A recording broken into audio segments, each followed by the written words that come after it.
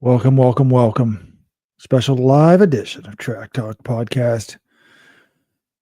This is 13-time Ivy League champion Robert Johnson, joined as always by the hardest working man in track and field, Jonathan Galt, a staff writer, boots on the ground in Boston. That's Jonathan, as well as two-time national team member, Weldon Johnson.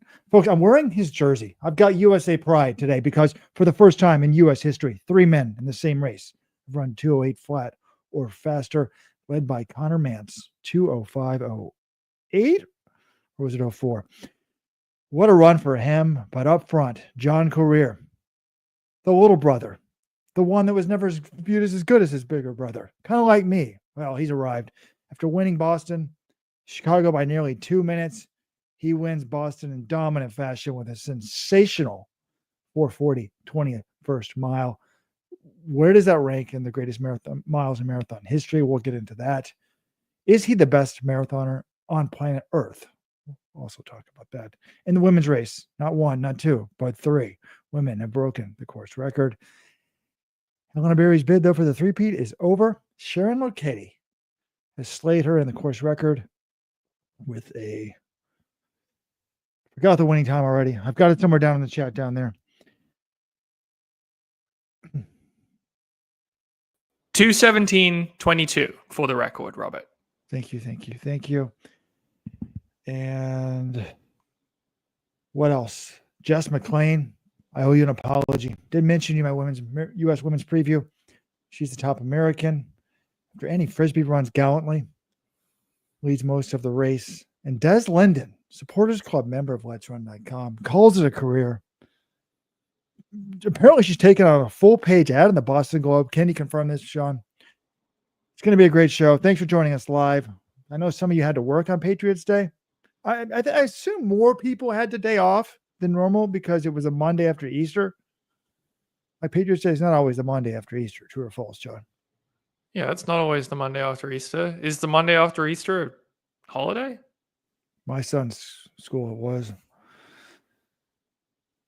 Anyways. Well, in the great state of Massachusetts, Patriots Day is a holiday. And one of my favorite days all year. It was a beautiful day for spectating. Pretty good day for running. There was a little bit of a headwind, which, the runners were commenting on it, but obviously plenty of people ran very fast. We had course record get crushed on the women's side. John Korir had the second fastest winning time ever. Conner Mantz, the second fastest time on any course by any American in the marathon, 2:05.08, huge PB for him. I enjoyed the race as a whole lot. I mean, the women's race, as it usually does in Boston, came down to the final mile, but after getting beaten 3 times in 3 different marathons by Helen Obiri in 2024, Sharon Lokedi turns the tables. So that was interesting to see, a little bit unpredictable outcome. And we'll dig into all the Boston stuff, but this is doubling as our regular podcast for this week as well. So we're going to weigh in on some of the other topics that are making news in the running world. Taylor Rowe and Emily Sisson both run 14:57, which used to be a pretty good time for American pros until high school star Jane Hedengren also ran that fast earlier this week. So we'll talk about that a little bit. Athing Mu has raced, sort of, for the first time in 2025. A surreal 7.5 laps at the Mount Sac relays. What the hell was going on with that 5K? We'll dig into that. And then a lot of the sprint stars opening up down in Florida. Noah Lyles runs a 400, over a second slower than Fred Curley, but a little bit faster than Arian Knighton, 45:87 for Lyles. What does all of that mean? Are any of them going to be factors in the relay pool later this weekend? Shelly Ann Fraser-Price is back. She's running again in 2025. A lot to get to, but we have to start with the Boston Marathon. So, Weldon, you're on vacation at the moment, but you're still coming in to do the podcast with us, which we appreciate greatly. But you've had a chance, I hope, to read some of the articles or maybe see some of the headlines from Boston. So what stood out to you? What did you look at and say, I didn't think this was going to happen today? That's a good way to put it, John, because I watched the race way more casually than I have in the past. I'm on vacation. I started off watching, then we got to the beach. I got it on YouTube, thanks to YouTube TV and the broadcast being on ESPN. There's two big majors in the United States, guys. Let's not kid anyone else. There's Boston and there's New York. Chicago's a major, but it's not accessible for people to watch. It doesn't have the audience, the history. Chicago, get yourself an ESPN. Anyway, so I'm watching in the background and I'm just sort of waiting. I'm like, when's something going to happen here in both races? And then boom, men's race. John Korir was at the top of Heartbreak Hill. It's one of the hills. He just crushes it. And that's what I needed to see. This guy came on big in Chicago, got the first major win, won fast there.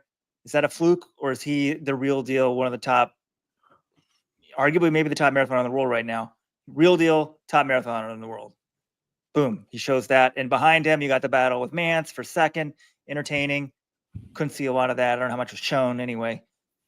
You got that going. Women's race, you're down to a pretty big three in this race, right? Y squared, Lokedi, Obiri. I'm like, okay, this is what you want. How much time? I can't tell how far is left. I'm like, okay, under 2 miles. Then Lokedi's pushing it. I'm like, well, that's what she told Jonathan Gault she has to do. Can't wait to the kick with Obiri. I'm like, can she crack her?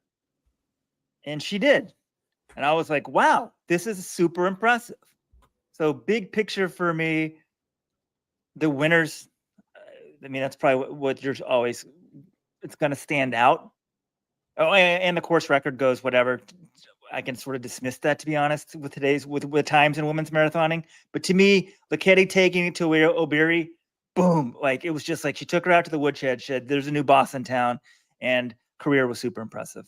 Yeah, well, then it's kind of nuts. If you had told me about 5 years ago, a woman just ran, actually, two women just ran 2:17 on Boston, I've been like, what the hell is going on? And now I'm just like, yeah, the world record's 2:09. So it just doesn't really shock me at all. I knew that Obiri and Lokedi, you put them on a course like Berlin or Chicago, certainly they could run well under 2:20. Neither of them had done that before. 2:17 on Boston, two of the best marathoners in the world. They were third and fourth at the Paris Olympics. Yeah, it's just like that. That's kind of what the course record should be at this point. Honestly, like you could even say maybe a little faster if they really gun for it. Because I don't think Boston is 7 minutes slower than Chicago, which is where Ruth Chepngetich set the world record. But yeah, so the times weren't really crazy to me. But I guess the one time that really did stand out was Conner Mantz running 2:05:08, because we've been clamoring for can an American man run that fast, and we all thought that Mantz was in shape to run a 2:04 or a 2:05 on a Valencia type course and a Valencia type setup. I wasn't sure he was ready to do it in Boston. Not into a little bit of a headwind. I know Boston is a net downhill. And Robert's always like, well, if someone had a big tailwind, Boston's actually faster, which I think there were a couple years that was true. It's not necessarily true every year because of where the hills are in Boston. But Mantz wasn't afraid. He took this thing out from the gun, 5K in 14:20. That's 2 flat pace. Now, obviously, that's massively downhill, but he wasn't afraid at all to go after it.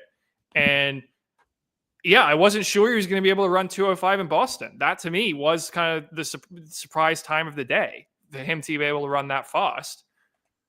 So that was the one time that I was kind of like came away from, yeah, okay, I didn't quite seeing this coming. But now I'm thinking if he can run 2:05 into a little bit of a headwind in Boston, is he like a 2:03 guy in Valencia?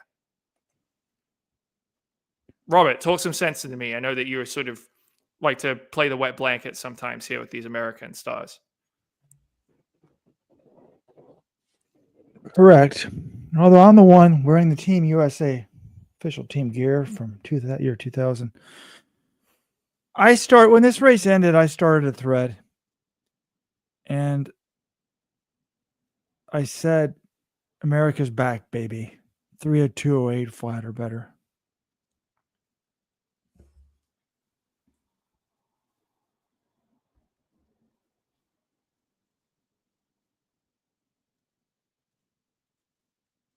That's true. I think he's trying to find that thread or something, people. I'm not sure. He had a No, broke. I'm my not sure screen what's is going locked on up. here. I assumed I was off air. I said, oh crap, I was going to restart the computer. You guys can still see me and hear me? Great. Keep going, Robert. All right. And I always say sarcasm is lost on the internet. I was excited by the performances, but I was also like, what does this mean? And I wanted to analyze it a bit. And I look, I said it I led this podcast by saying for the first time in history, 3 Americans have run 208 or flat or better. That's great. Do you know how many men have broken 208 flat in American history? Ever? 9. Yeah, no, 10 now. We just had that up on the screen. Well, there. 4 break 208. Yeah, broken. Yeah, one of them at 208. Fair enough. But do you guys realize how many Japanese guys have broken 208 this year? It's 21. So, like the Clayton Young result and the Mr. What's his name? I don't even know his name. Ford. Ryan Ford. Ryan runs for Ford. Zap. Yep. Those are, and we'll see this when we talk about the women. Those are strong results. They're fun and exciting, but I don't think those guys. Those guys are never going to be players in the world scene. Clayton Young, who was top 10 at the Olympics. Yeah, I mean, look, you're okay, but I think that the Mantz run. Look, when Weldon says he took a different angle to it, to me, someone on the comments says, I can't wait to the broadcast critique. I turned on the broadcast. I saw a bunch of wheelchair racers. I turned it off. My parents were in town for Easter and we're going home. They're elderly. I probably won't see them more than 10 times in my life, sadly. And I just went and talked to them, had a serious conversation about something for an hour, came back. I was just like, screw this, I'm not going to watch it. And the broadcast was so bad, it was driving me nuts. But I saw Mantz up there and I was like, okay, he's really running. And John, you compared it, or someone, maybe it was intern Joseph Carroll, did a great job, by the way, today. Compared this to Ryan Hall's run when Ryan Hall ran 204.58 back in the day. That was me. I want to take credit for that comparison. To me, the Hall run was more impressive because Hall, it was just so shocking. Like we'd never seen it. He was running faster than any human had ever run at any time. But they did end up in the same place, 4th. And I thought that the analysis was correct when you said, like, look, the coach Eyestone was like, this was a big run for him because he's been relatively healthy. He's been talking about contending. If he can't get up there and be somewhat close, like, why would we ever think that this guy's ever going to contend? And that's what I'm saying. Like 8th in the Olympics, 9th in the Olympics. I'm not saying it's terrible, but it doesn't really mean anything to me in terms of winning. Right. No. I mean, Jared Ward was 6th at the Olympics, and I never considered him for a second as like a viable major winner. I think there is a difference. You can't get top 10 in the Olympics and not really be a guy who's going to be a factor winning majors. And I think for Conner Mantz, what was big was, yeah, he was 4th, but he was only 4 seconds out of 2nd. Well, that's what you said, because he had the opportunity with John Korir obviously was in a different level right now. And I think if he was one of those guys we said before the race, if he has his A game, Mantz probably isn't beating him. And Mantz accepted that. He said, like, I was considering going with that big move he made at 20 miles. And maybe I could have, got held on for 2nd. I probably wasn't going to beat Korir. And I thought that was a rational way of looking at it. He didn't know. He's like, maybe I went with them and it blow up. I don't know. But I think he had the opportunity. Cisse Lemma and Evans Chibet, what did we say about them coming in? They've run some fantastic marathons, but they're also deep into their marathon careers. And you never know, are they going to lose it at some point? Or just they ended up both dropping out. They didn't have good days. So those were 2 of the really big dogs in this field. And you're looking at it, it's like, all right, Conner, 2 of the biggest stars have dropped out. You have an opportunity here. If you really can't make something of it, like, when are you going to have a better shot? You're in the shape of your life. And he did make something of it. He didn't get on the podium, and he didn't quite get Ryan Hall's fastest time ever. And I think having those, especially, he was on pace to get that as late as 40K. He was on 204, 50-something pace. So to have that slip away late is a little painful. But Coach Eystone said afterwards, he's like, yeah, that was a little bit of sweet, but it's really more sweet than bitter because you consider how close he was to second, how big a PB this was for him. This really was a sign that, yeah, Conner Mantz, he's gone up a level. We now get to see that with an actual performance here. And he's only 28. He should be contending for this next Olympic cycle in majors, or at least, every so often in Boston, New York.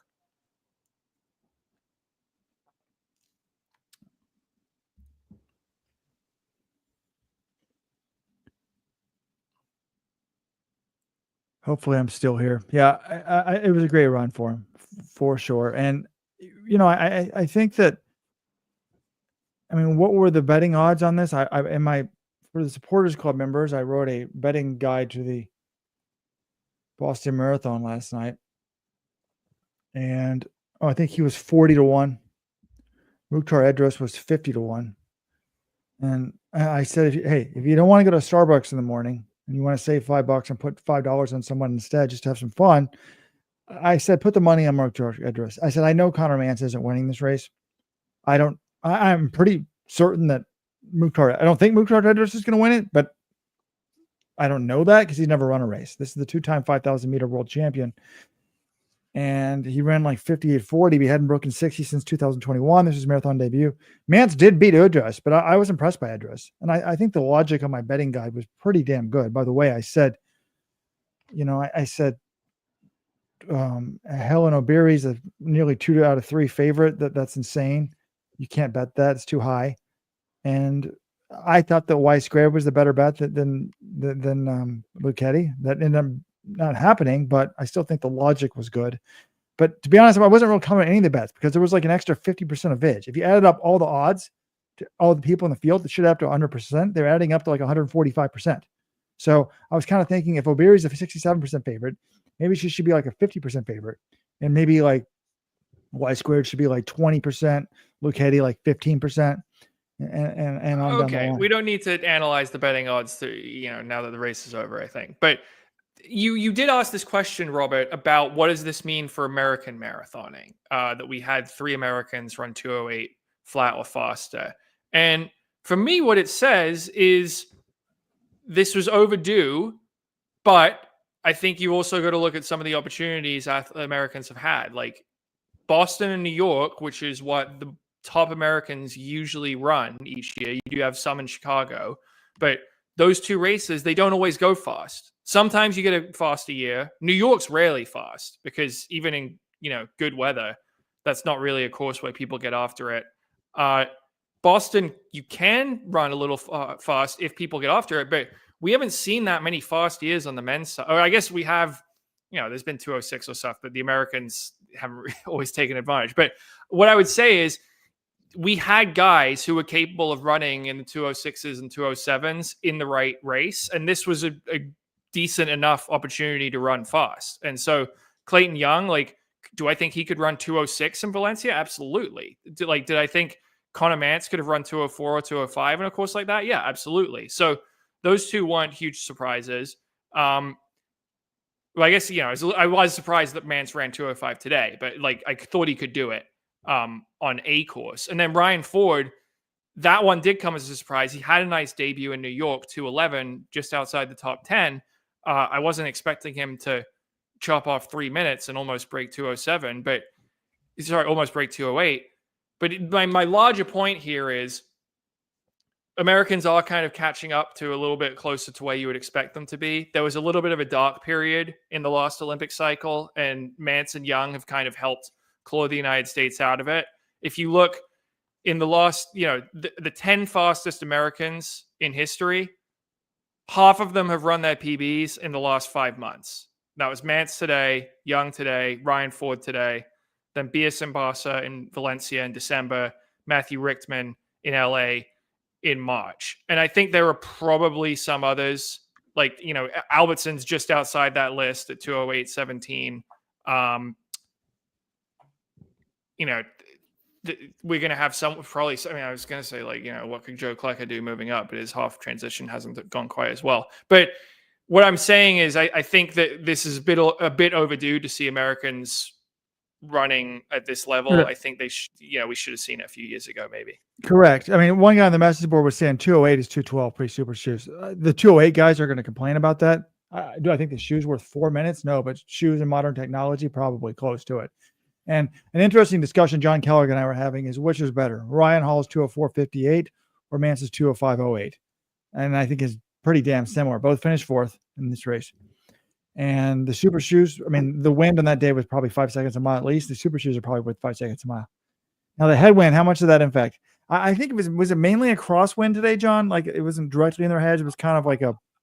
I should have asked Mantz about it, but he repeatedly said towards the end of the race when he was trying to break Edris and Alphonse Felix Simbu and Cyprian Coturre in the battle for second, every time he'd go to the front, he'd feel the wind, and then he'd try to get a gap, couldn't get a gap, would back off and tuck in. So, and I asked CJ Albertson, and he said, yeah, towards the end of the race, you could definitely feel it. So I think at the start, it wasn't as big of a deal, but as they got closer to the finish line, it became more of just a straight headwind. And I do think it, you look at Mantz, he slowed down a bit at the last mile. And if he runs it, 10 seconds faster, he ties Hall's time. And I think you could chalk like a little bit of that up just to the headwind. So I think it did slow them a little bit towards the end.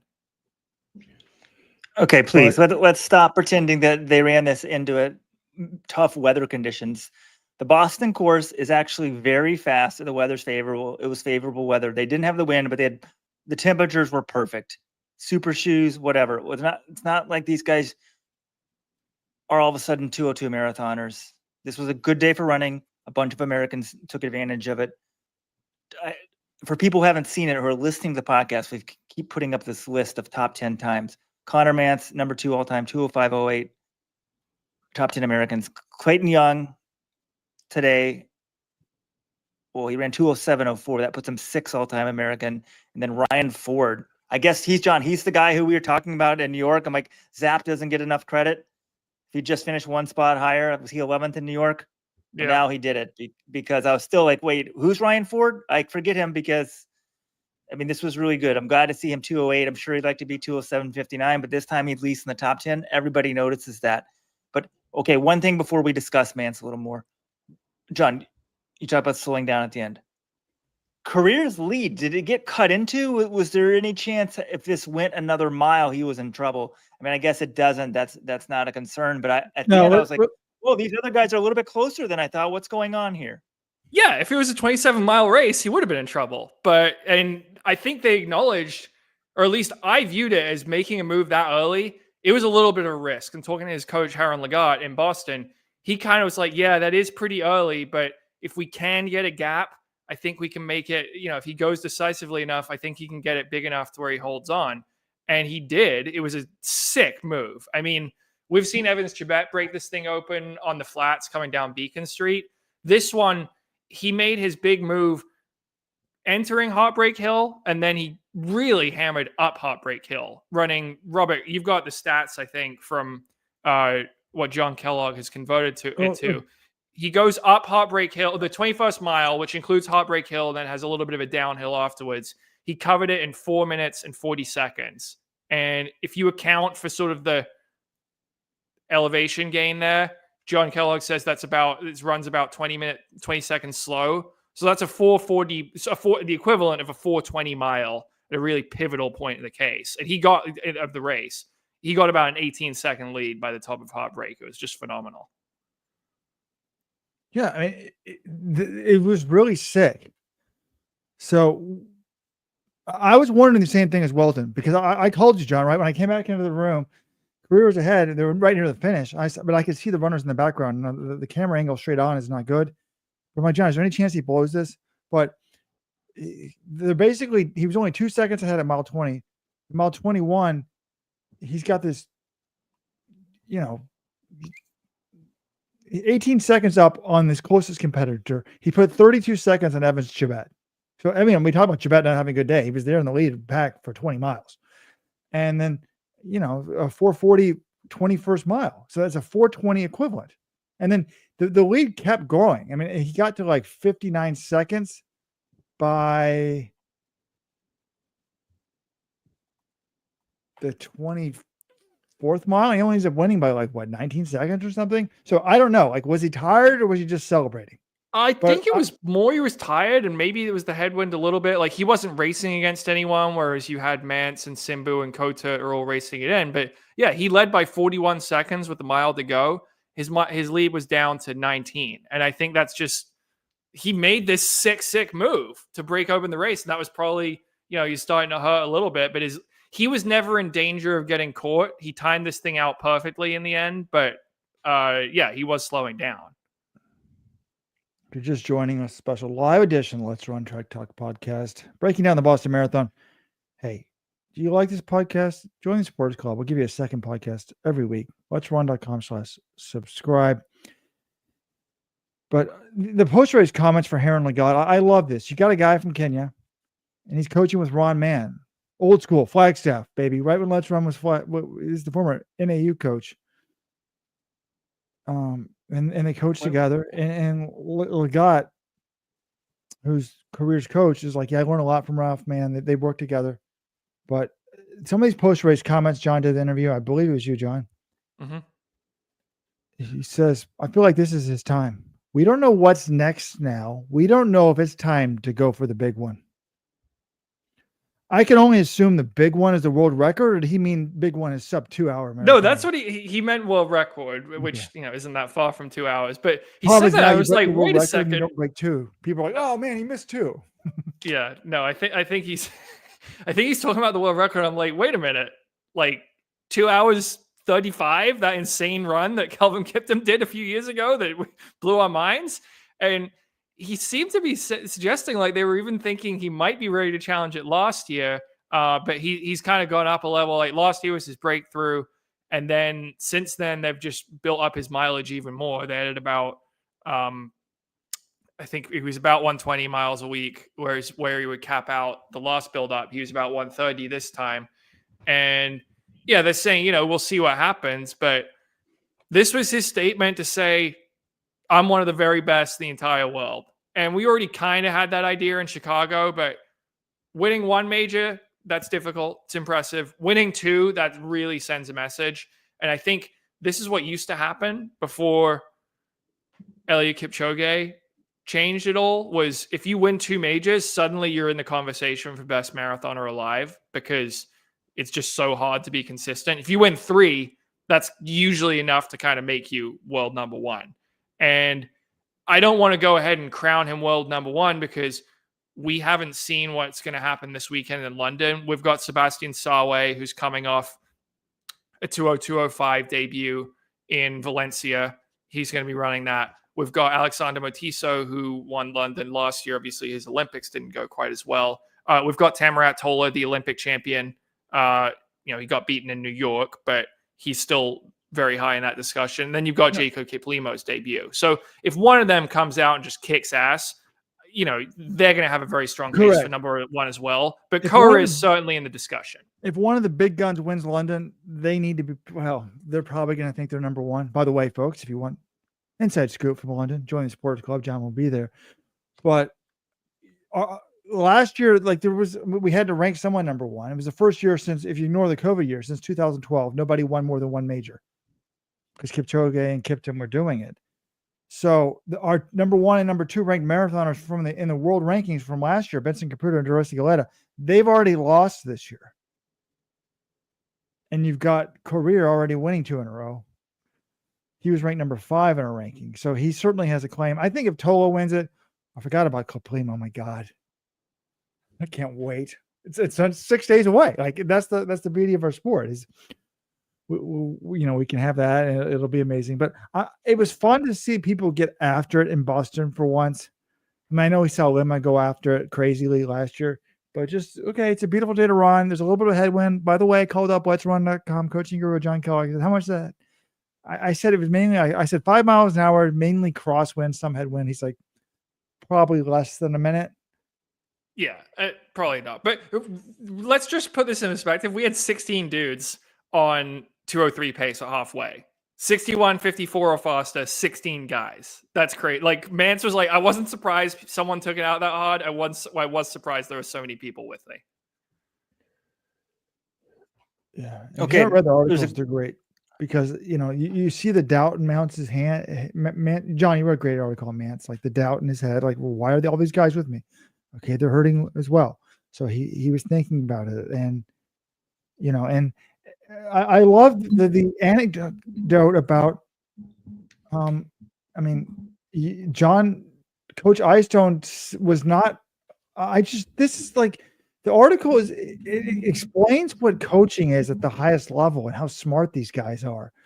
And you talk about Ryan Hall was at the start line and he's talking to Mantz. I mean, John, it's just an amazing article. You have the shoes. Is it 204? And then Mantz is like, is it 204.58 good? And he said, well, you're doing that. But the Eyestone quote of he gives the guys a mantra before every race. And this was C4. Coast, cover any moves, cruise, and cover again to the finish. So he was not afraid for Mantz to go out hard. And that's the thing I talk about. And I can't believe all these goddamn marathons with all these goddamn sponsors and all these goddamn television coverages. You need a stats company that, get a stats company and show you what this mile is equivalent to a flat mile because of the downhill or the winds. It's not that hard. But Eyestone was not afraid.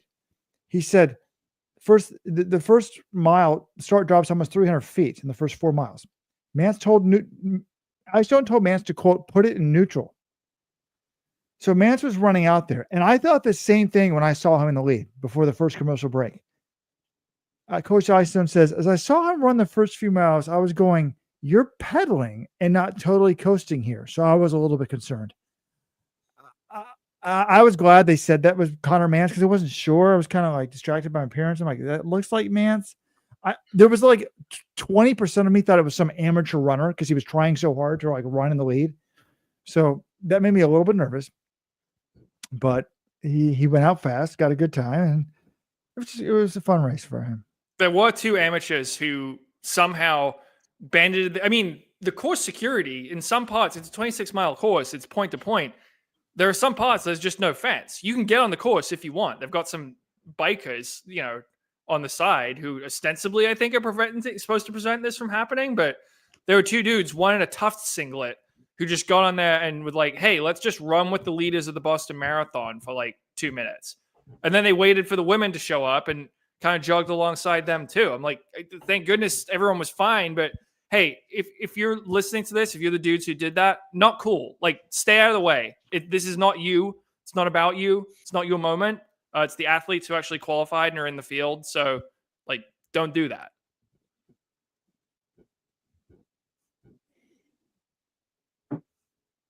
Okay, but before we get, well, John, actually, back to Korir. So what's the relationship between Korir and Herang Wagat and Ron Mann? How did this work? And also, like, Korir's progression.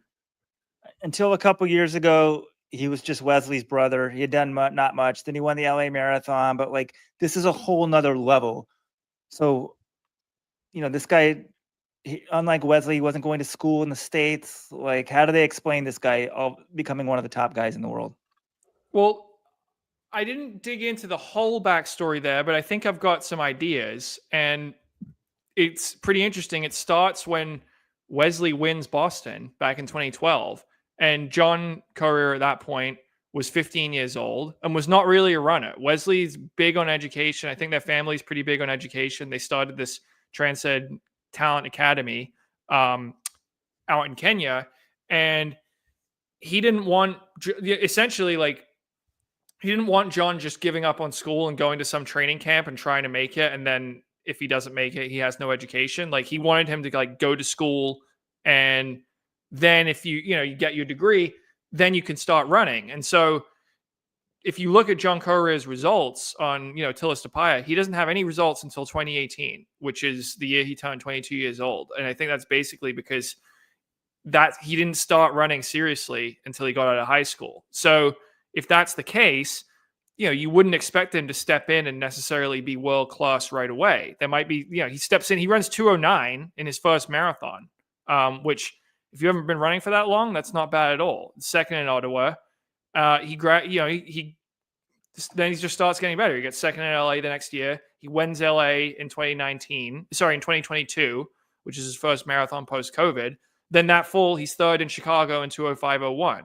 So if you're telling me a guy who's third in Chicago 2.5 years ago is now winning the Boston Marathon, that's, it's not a huge leap there. I think it's just he's continued to kind of progress. He's found a good coaching setup. Runman and Sharon Lokedi, they just kind of share the duties. They both work with them. And now he's 28 years old. He's been running marathons for, this is his 7th year now, 8th year. He's kind of hitting his prime. So that's the way I see it. And it was neat to hear Wesley. Wesley was second in Chicago once and won Boston famously in 2012.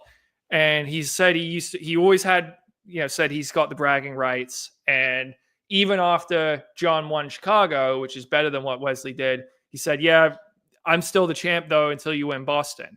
And then John wins Boston today.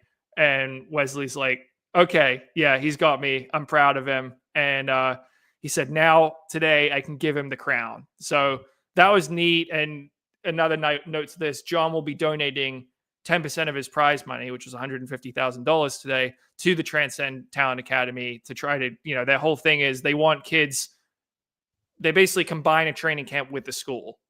They don't want kids just dropping out of school to pursue running. They'd like to have them get educated if they can.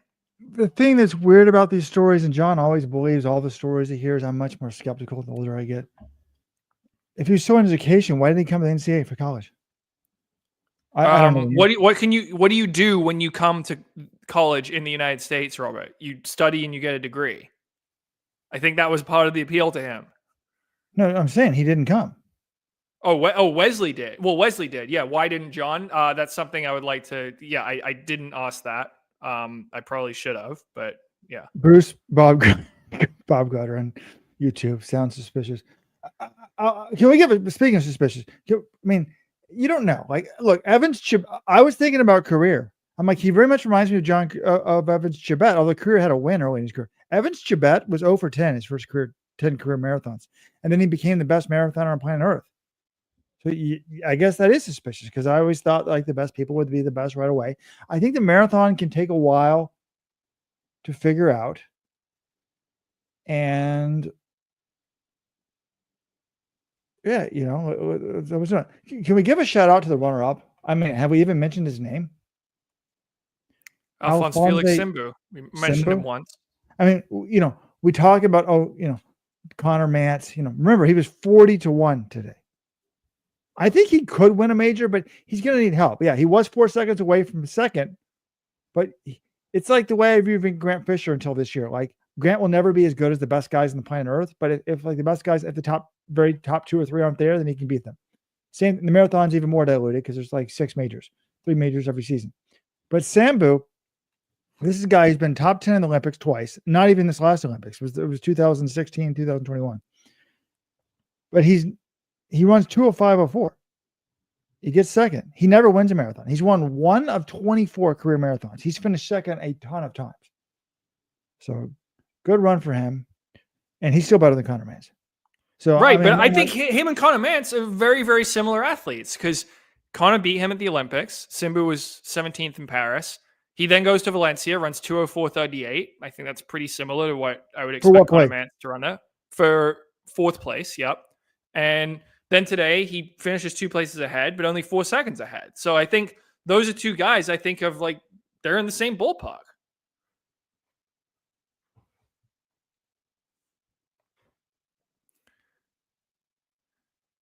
All right. That's the men's race. Oh, I guess the one other thing I wanted to say before we go to the women is the Ryan Ford story, because again, he's a pretty awesome, like dreams become reality guy. This one, I'm wondering what his career would look like if COVID never happened, because he was at the University of Tennessee Martin for 5 years and a relatively unimpressive career. He ran 14:07, 29:20, which is fine. Those aren't easy marks to achieve, but like those are a dime a dozen in the NCAA. He was 39th in the 10,000 of the East Regional. Like that's what I did basically. I was 40th in the East Regional as a senior, and he was there 5 years. So that is not a guy you would think would ever be running 208 flat. He gets a fifth year. He goes to, a sixth year, the COVID year of eligibility. He goes to Iowa State and has a breakthrough season, gets 47th at NCAA cross. It's his first time ever running NCAAs. Drops his PBs to 13:34 and 28:34. Doesn't get a ton of pro offers or notice, but Zap Endurance looks and they're like, wow, this guy improved a lot. Like maybe there's more to him.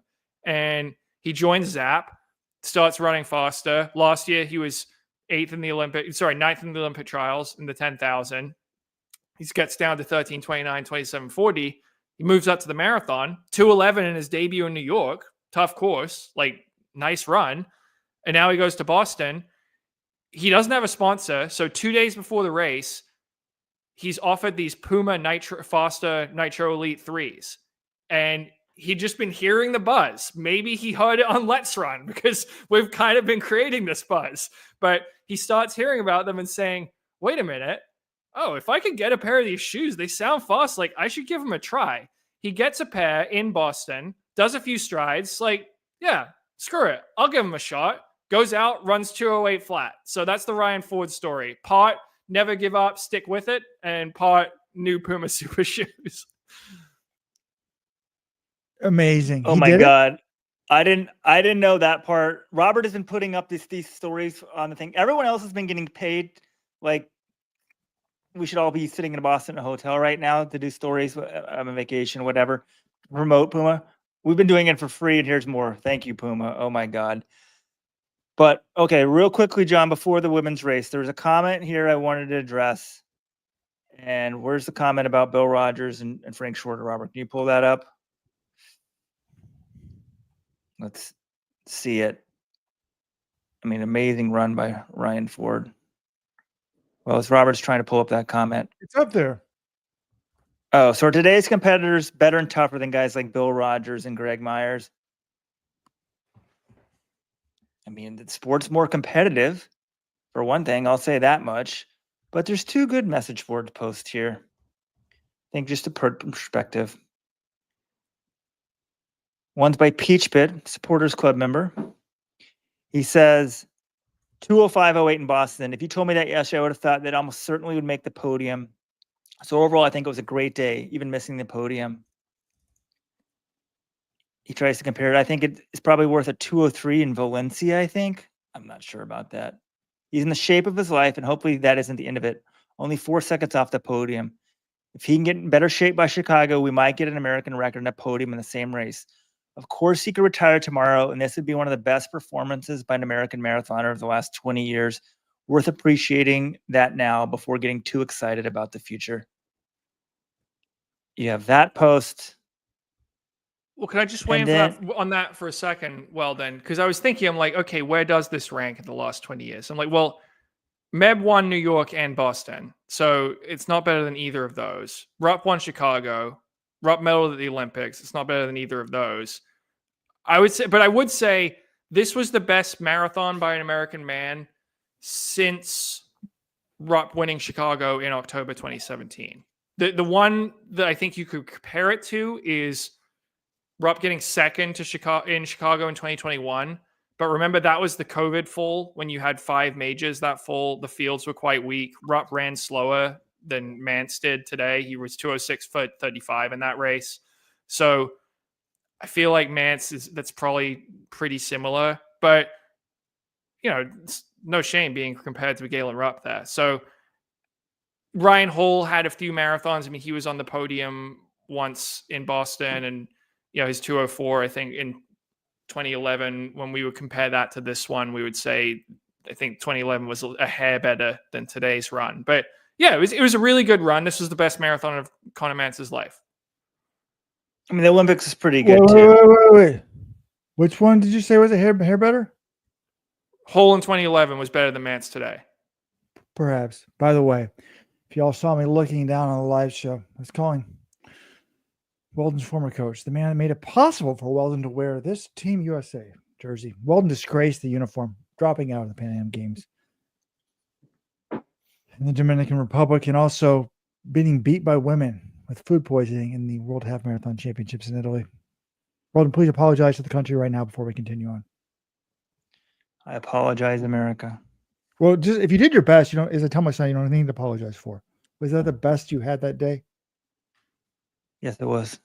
Okay, well, other message board Oh, wait. post. No. I'm just saying that I called John Kellogg while y'all were talking about that. And I said, and John's like disillusioned by running. I had to call him up today. He's such a genius with running. I had to call him up today. I'm like, dude, I finally taught him how to use the direct TV stream in the office. I'm like, dude, I call him up and I'm like, marathon's on, go to ESPN2. So he watched it. I called him up and said, hey, how would Bill Rogers do today? And John's someone jaded about all the drugs in the sport nowadays. He likes it better when he thought it was pure. He said, 206, 207. So he thinks Mantz is better.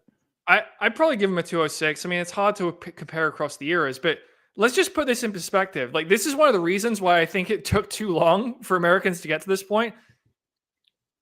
The 1975 Boston Marathon, which was exactly 50 years ago today, that was Bill Rogers' first win.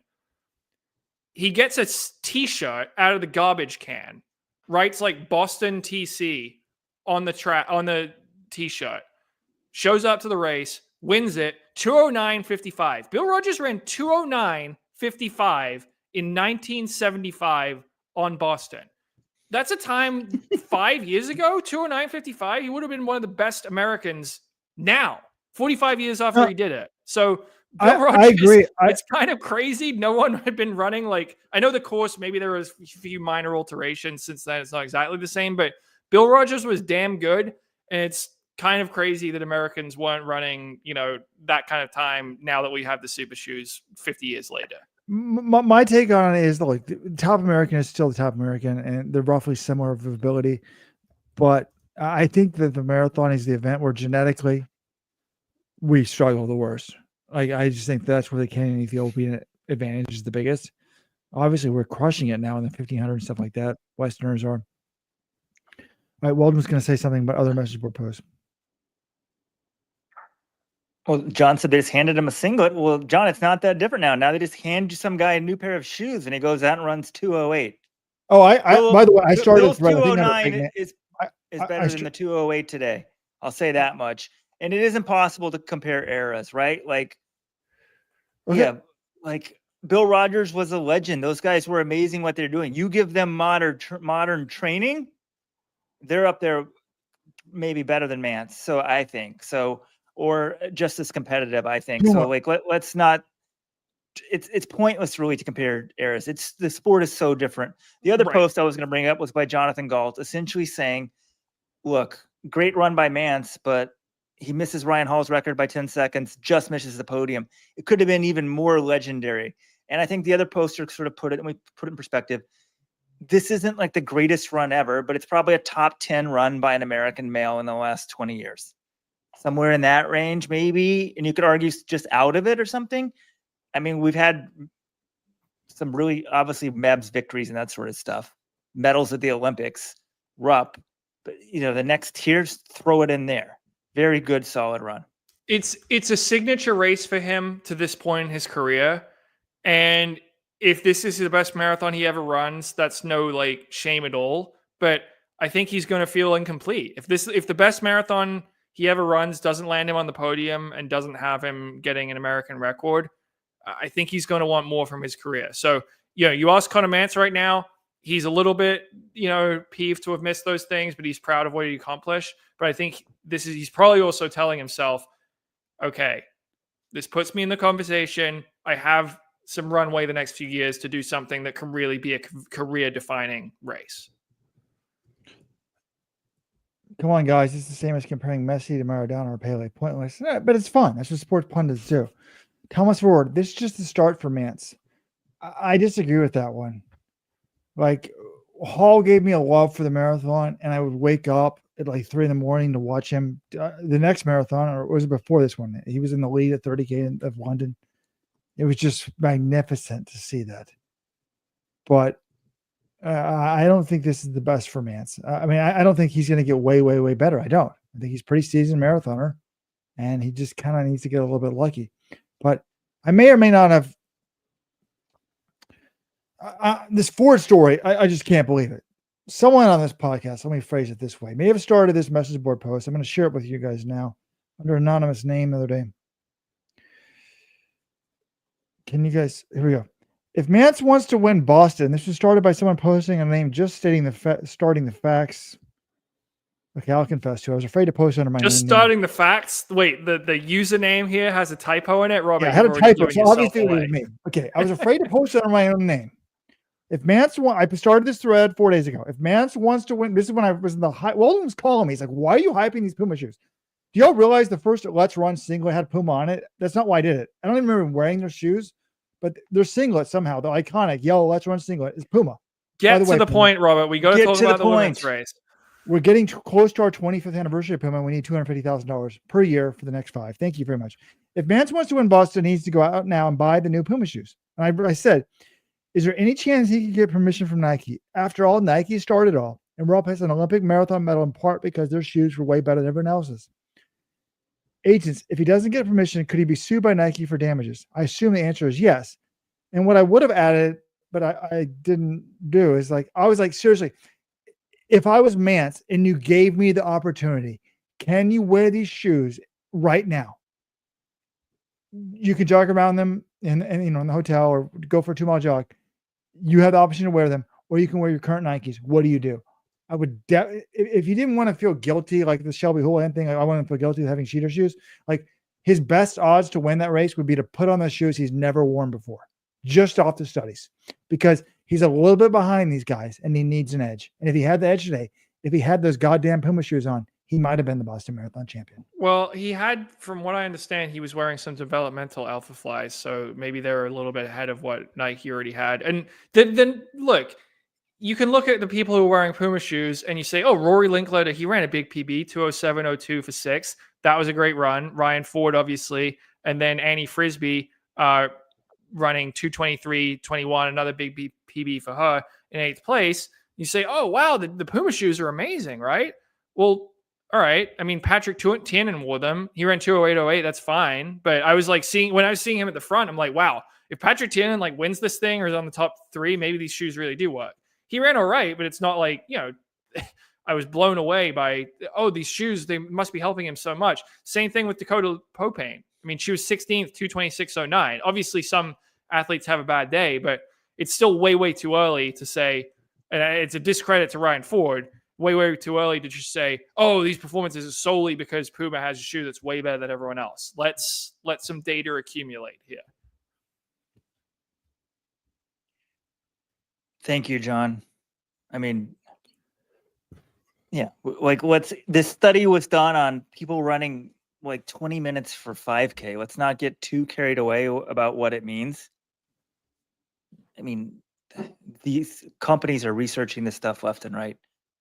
But well done by Puma. I mean, it's good to see somebody trying to innovate, trying to say that their shoes are better. Well, TBD. Can we talk a little more about the women's race?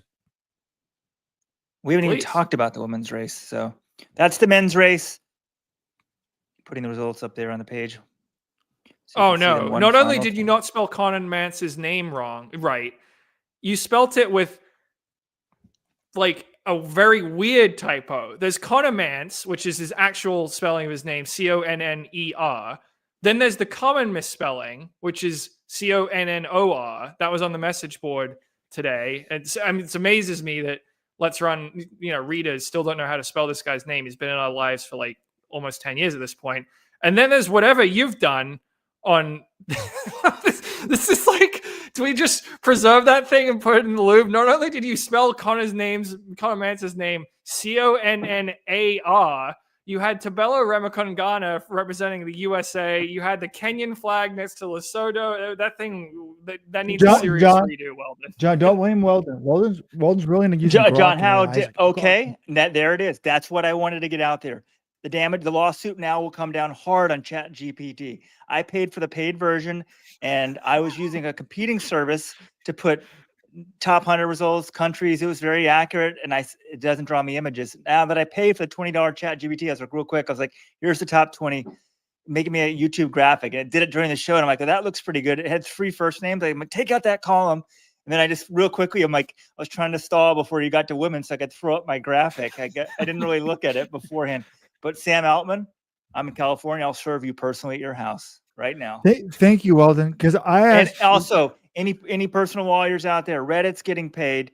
They're scraping that forum left and right, the AA bots, and paying them. They're scraping us and not paying us a penny.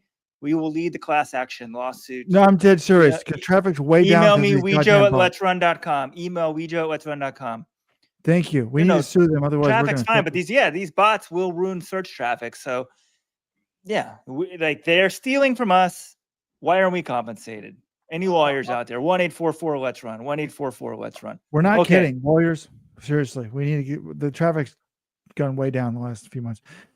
I asked the goddamn. It's not true, Robert. Why do you stop making stuff up? Okay, thank you. All right, live podcast right now, guys. Live podcast. Let's focus in women's race. Sharon Lokedi. Weld's a little angry, folks. He hit a fly cross country yesterday. Look, I asked the bot today. I gave it the list of the all-time athletics, one of the greatest websites on planet Earth. We need to have a podcast where we do interview the guys that do these websites where they have these stats websites. Like, it's a labor of love. I gave them the all-time marathon list, and I said, please type up all the Americans who have broken 208 flat. And they just totally ignored Simbasa, who ran 206 in Valencia, and a couple other people I noticed right off the bat. I'm like, what about Simbasa? And they're like, oh, well, we may not have scraped the full thing. We were taking a shortcut. We apologize. It was very weird. But anyways, okay, enough of that talk. Can we go to the women? Is that what we're going to next? I've been trying to do that, yes. Look, it was shocking to me that Lokedi won because we've seen her and Obiri race a ton of times, and Lokedi doesn't do it, but never in a 2:17 race. This was significantly faster than either. The PRs were 2:22 and 2:23 coming into this race, so it's a little different. The first time they raced in New York, Lokedi won, but then the thought process was, okay, Helen's figured it out. She's going to beat these people. But in my Let's Run Supporters Club betting guide, I was like, I don't think she wins 2 out of 3 races. That's too high. And I don't think she's 5 times as likely to win as Y squared, and more than 5 times as likely to win as Lokedi. But it is surprising because Obiri's like, this is my best marathon build. And I think you're right, John. What we saw today was people thought heading into their marathon careers, I think there was some doubt just look, Paula Radcliffe was not a beautiful marathon runner and she was miles better than anyone else. But I think people thought based on Lokedi's stride that she would not be necessarily great. There was a lot of doubt whether she would be great at the marathon. Now it could be like Michael Johnson where the stride is not what everyone else looks like, but it is actually efficient. And she's had a great record. But we've never seen her pushed. We've never seen a fast pace. And maybe her kick is not as good in this fast pace, or maybe she's getting older, or maybe she's tired from running 3 marathons. But Lokedi ran 3 marathons last year. But this was a different race. And I think one of the big takeaways for me, though, is I'm not convinced Lokedi wins if Imani Bariso, who ended up only, 5th, is in this race. Bariso pushed the pace. She did all the work. We saw it in the 10,000 at the Olympics. Am I convinced that Grant Fisher is one of the 3 best 10,000 meter runners in the world last year? No. But the Ethiopians are pushing the pace because they want to win. They want to win. And they're trying to take the kick out of people. And they're pushing and they're pushing and they're pushing. And we see it time and time again. When you push early, you don't win. So Bariso does all the work. She fades. And then to her credit, Lokedi was not afraid to keep pushing and keep pushing and keep pushing, and she broke her. Yeah. With about a mile to go. No, and she ran 4:57 from 25 miles to the finish, which is quite impressive, and got the win. Yeah, I asked her, Robert, what'd you think about that? And she gave a lot of credit to Bariso. She's like, yeah, I'm really grateful she was pushing it. She made it a little bit quicker. And I think, like you said, there could be a few reasons that went into why she was able to beat her, but I think the faster pace probably helped. And just the toughness, mentally for Lokedi, because she's been in this situation with Helen Obiri a number of times. And apart from the very first time they raced, the marathon debuts in New York in 2022, when Obiri was making some mistakes with fueling, and that one didn't come down to just those two at the end. All the races last year, they're all pretty close, and Obiri always got the better of her. So she's in this situation again, like a mile and a half to go. She's trying to break her, and Obiri's not going anywhere. And I'm just like, I see Obiri slot in behind her. I'm like, I know I've seen this movie before. I know how it finishes. She's just going to run away from her. Didn't happen. Lokedi broke her right as they're exiting Kenmore Square. And you could just tell at that point, Obiri's form is already a little bit like herky-jerky, but it got super exaggerated that her torso is just swinging wildly. You could tell like she was cooked at that point. And, Lokedi goes on to win fairly comfortably over the last mile by 19 seconds. So credit to Lokedi for actually getting it done, for try again. And she's finally able to change the outcome. Obiri, she defended her title to the last here. No shame in running 2:17 for second place here. And just like, it's nice to have a rivalry like this, Lokedi and Obiri, I think there's a good respect between the two of them, but they want to beat each other. And Obiri beat her for the Boston title last year and beat her out for an Olympic medal, and for Lokedi to come back and win Boston. And now she, like Helen Obiri, has joined an elite group of athletes to win Boston and New York. It's a great feeling for her. So it was a fun race to watch.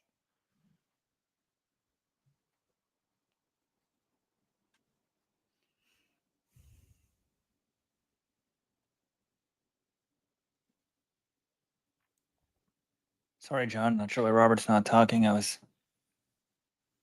about to put up my ChatGPT women's results.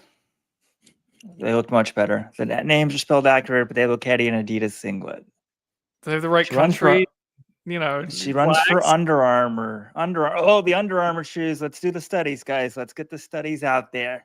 Under Armour and Asics getting the victories today, by the way. It's nice to have I don't have anything against Adidas or Nike, but it's just interesting. You got On and Under Armour and Asics and Puma. You've got a bunch of players now in the scene, which is kind of interesting. It's good to have more options for athletes that the athletes benefit. So, yeah. Yeah, it is good to see Asics and Under Armour, because Nike and Adidas put all the money, a lot more money into the roads than everybody else. And On is stepping up the game, but very big win from Lokedi. I mean, I guess I should have known this was in her possibilities. I don't know. I guess I didn't think she'd actually win it. If it came down to a 3-person race, fairly fast for Boston historically. No, the fastest Boston ever historically. Just take it to her and crush her like that. I just didn't see it coming. And props to her, Stephen Haas, everybody. I mean, it was very impressive to me.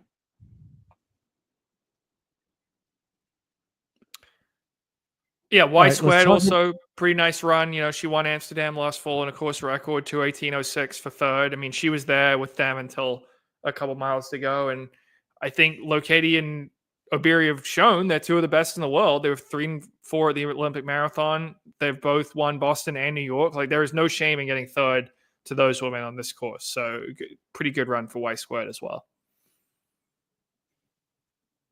Yeah, this is definitely a step in the right direction for her.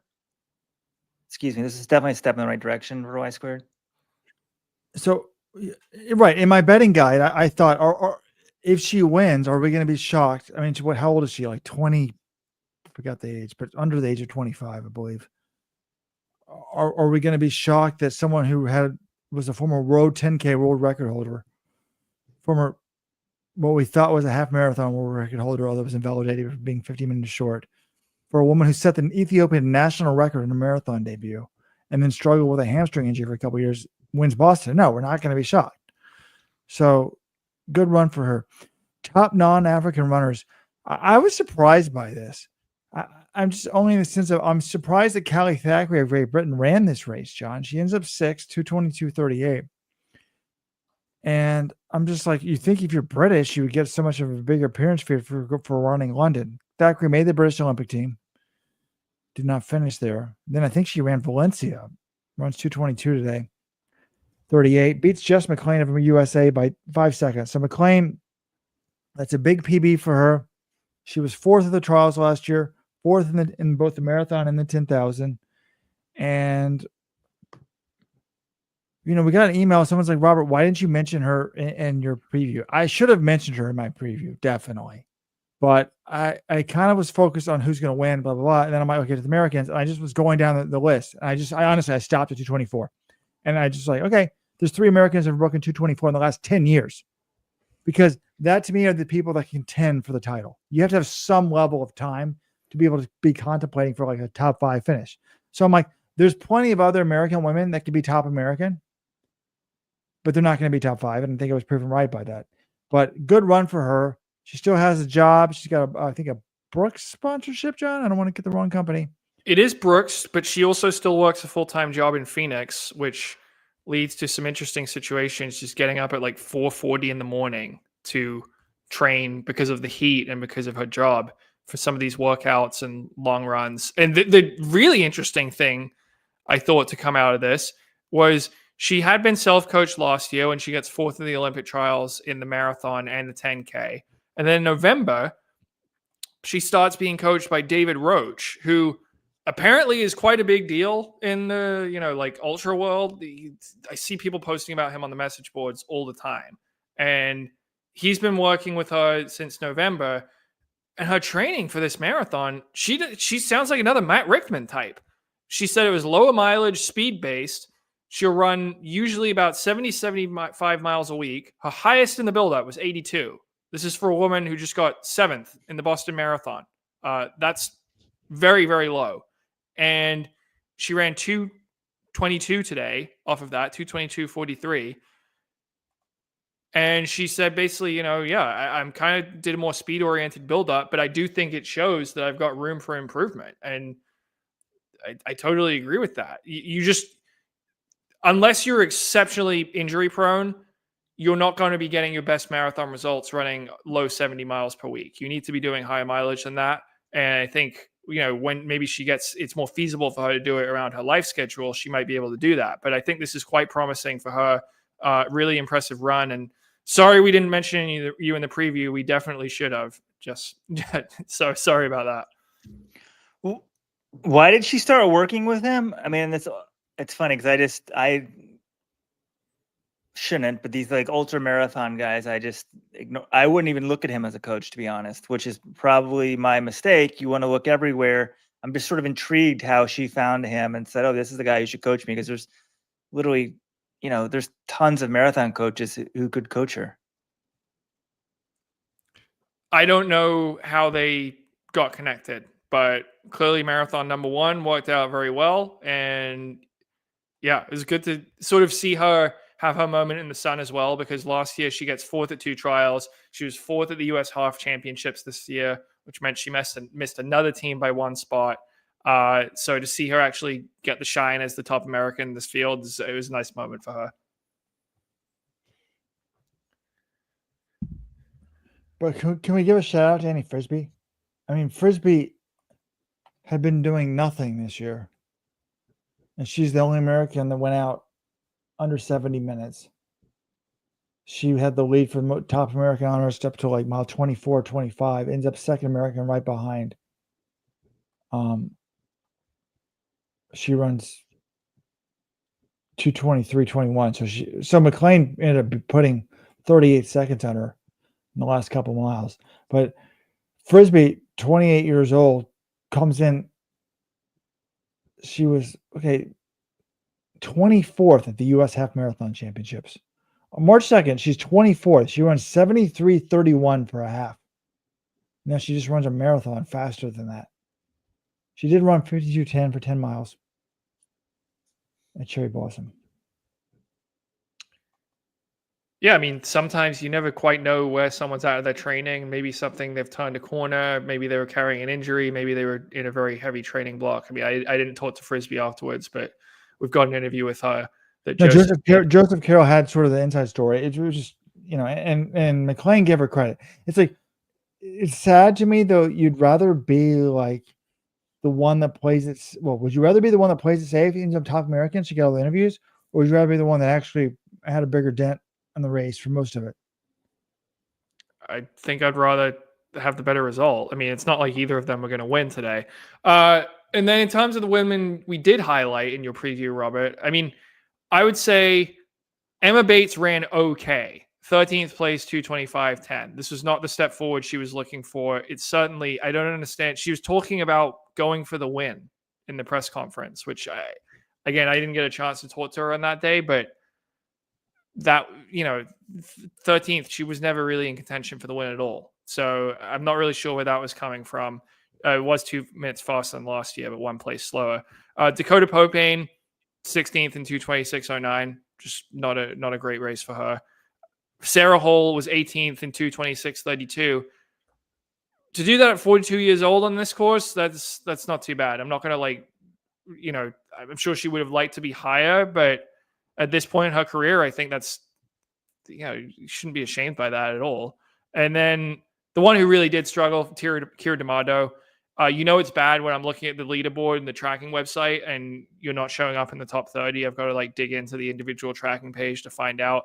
She was 35th, 235.57. Again, she had that abbreviated build-up. Her coach, Ed Eyestone, same coach as Conner Mantz and Clayton Young, wasn't too high on her chances coming in. And I think, she just didn't look to be 100% fit and didn't race like it. One other thing I will say about Clayton Young, we didn't mention this before, but he had a calf cramp at 20 miles. So sometimes that can totally derail your race. He was still able to sort of run it in and run 207.04. So I think for Clayton, the gap between him and Conner today was quite wide, the widest we've seen.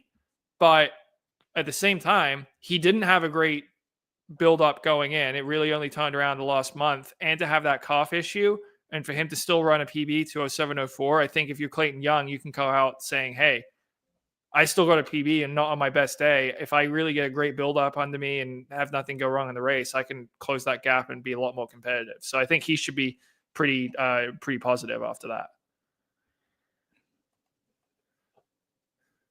I will point out that Kira D'Amato did beat former Boston Marathon champion. Kira was 35th.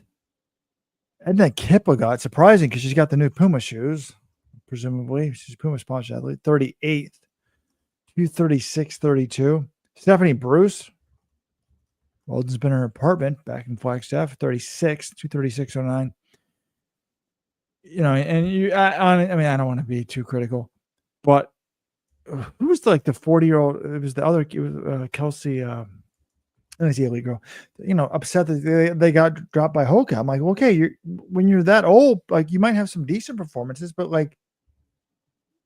father time, mother time's undefeated. I hate to say it, but those are the facts, right? They are. John mentioned the calf. One thing we've not mentioned, the winner of the Boston Marathon, John Korir, fell at the start. I did not see this. We should have mentioned that he ran the whole thing without a bib. He felt like this was Jeffrey Kamworor at the 2016 World Half Marathon Championships in Cardiff. We talked about that on the podcast earlier this week, saying that was one of the most impressive runs I've seen. Now, this was different because there was not a mass race. If this actually, I'm wondering how the race would have changed if we had the old traditional start where the pros and Wave 1 all start really at the same time. This only have a separate pro start, so he got trampled, but there's fewer people behind him. He got up very quickly and, was up with the leaders within, a mile.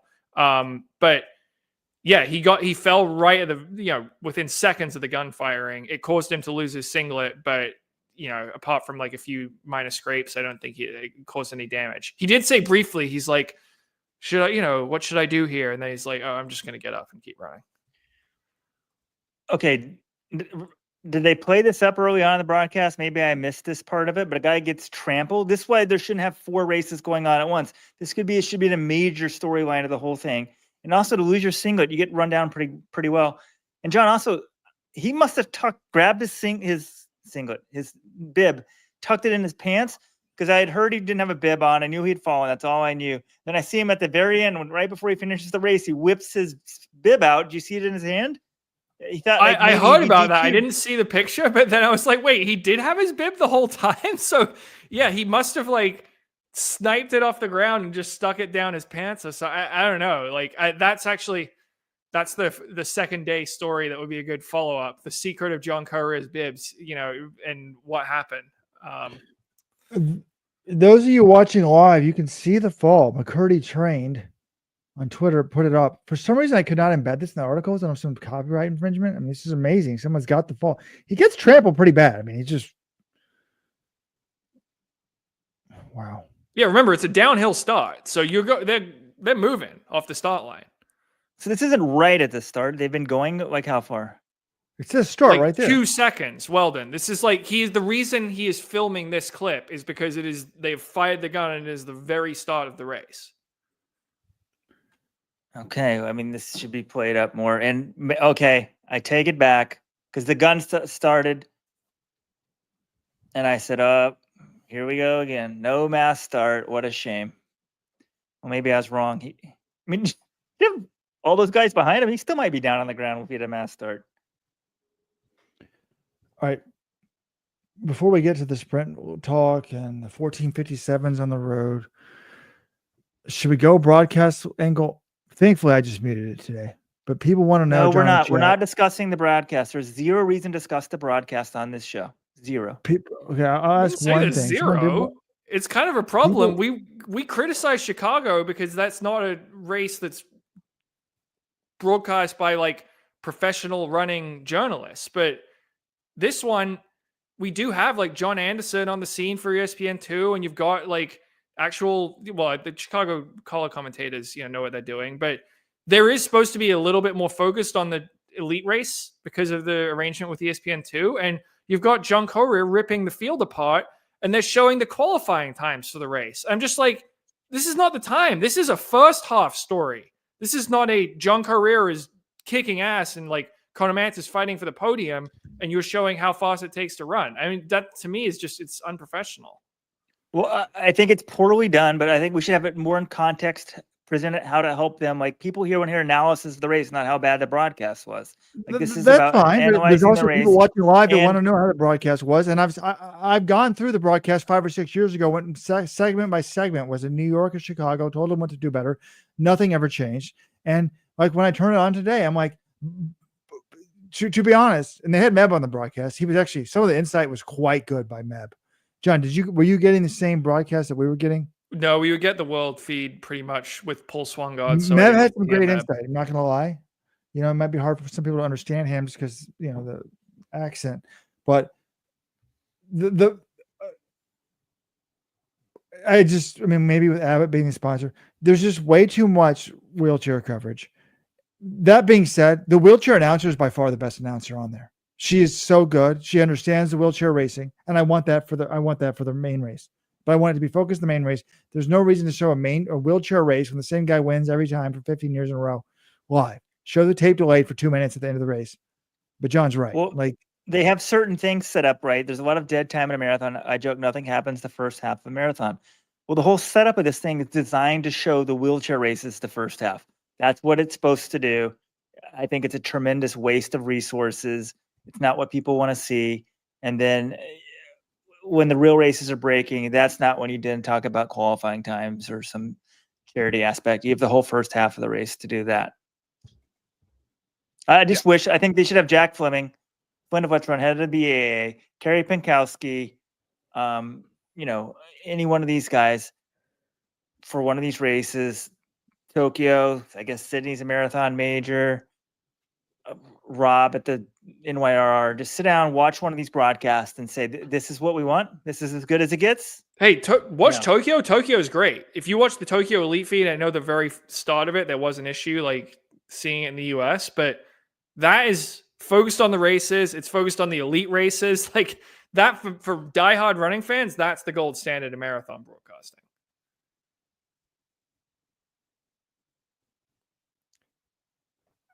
Okay. So that was the 2025 Boston Marathon. I'm sure we'll have some follow-up thoughts, but we've got London coming up on Saturday, so we'll probably on Friday 15 we'll focus more on that and what we've learned from the press conferences, because I'll be there starting Thursday morning. Looking forward to it. Let's talk about some of the other topics though in the running world. I mean, there are a lot of races, a lot of sprint stuff. Jane Hedinger when we gave her a shout out on the Friday 15, kind of gave, her 14:57 high school record, just lowering the high school record by almost 30 seconds this season was fantastic. She's headed to BYU next year, but we talked about her a bunch on the Friday 15. So if you missed that, letsrun.com/subscribe. That's your chance. I want to talk about a thing, Mo, because going in, we were saying, okay, she's entered in the Mount Sat Relays 5K. What's this about? Why is she doing it? It comes out, Sidious Mag talks to Bobby Kersey, and he says, yes, she really is running it, but she's going to drop out. It was just to get, shake off some of the rust, get her used to running in a pack. And Robert and I said on the Friday 15, I think we all said, if you're going to do that, why not do it in a 1500 where you're running at least close to the pace that you might have to encounter in a 1500, in an 800. It's actually going to challenge you a little bit more. Like, I watched this. She ran on the outside of lane 1 alongside a bunch of women, and she ran 9:41 for 3,000 meters. That's like 2:35 pace for an 800. I just don't see what the benefit of this was and how this helps her as an 800-meter runner. The only thing I could see here is that after her fall in the Olympic trials, she's really mentally scarred from racing, and she needed something very low-key, low stakes to sort of get her back into the swing of things. And they thought, okay, here's a race that's nothing like any distance you normally run, super low pressure, low stakes. Just go out there, do it, and then you can kind of help you move on. I'm guessing maybe that's the reason she did it. Didn't she kind of have some weird post-race comments? Well, I have a question. While anyone looks for those quotes, my question is, when she was running this race, did she just stay in the same place, or did she move up or down? I mean, it's not hard, like running in a pack. If you're running the same pace as everybody else, it's like running on a long run with your mates. No, she pretty much stayed like on the outside of this pack to the side in the same general spot. She wasn't like moving to the front or trying to like make moves around people. She kind of just stuck there for a while until the very end. Then it looked like she started to get dropped, and then she closed the gap and was in the lead when she stepped off at 3K.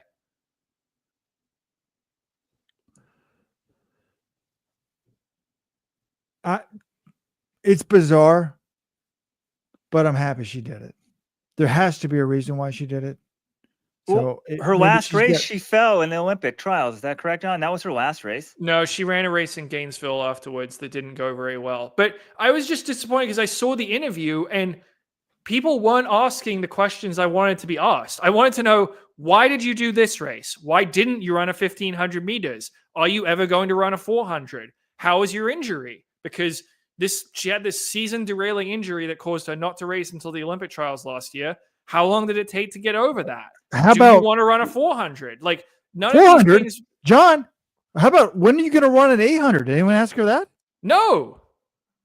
So, I mean, no offense, though. I was irate that no one asked Sisse Leme, the defending champion in Boston, like how his training's going. Is he in shape? Couldn't find that in any media member. I skipped Boston because my parents are in town this year, and I'm going to have to fly up there. I'm like, what could I possibly ask that the 50 members, 100 members of the media can't ask? And they don't ask the most basic of all questions.